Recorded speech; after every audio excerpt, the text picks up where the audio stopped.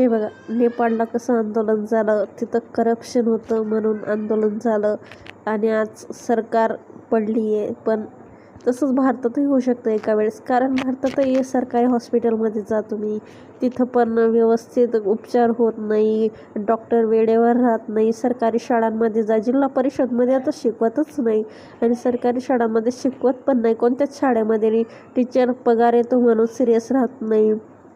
तसंच तुम्ही पोलीस यंत्रणा बघा, ते पण टोल नाक्यावर म्हणा, कुठंही म्हणा, फक्त पैसे लुटतात अधिकारी.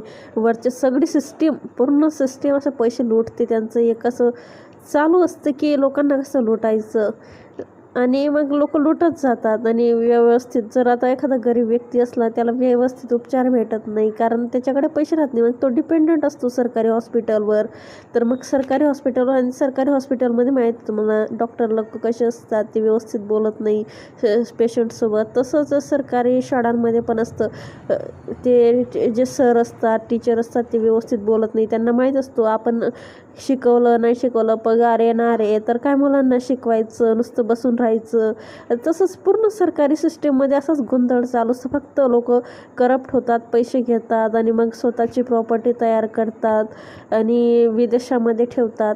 तर मग असं व्हायला नको. जसं नेपाळमध्ये झालं तसं भारतामध्ये व्हायला नको. म्हणून सरकारलाही करप्शन थांबवावं लागेल आणि जनतेचं जे हिताचं आहे ते करावं लागेल. नाही तर जनता एक दिवसही असं जर चालू राहिलं, मुलांना रोजगार नाही, सरकार व्हॅकन्सी काढत नाही, मुलांना म्हणून रोजगार भेटत नाही, मुलं आंदोलन करतात, आंदोलन चिरडलं जातं, तर लोकांना सावध व्हायची गरज आहे.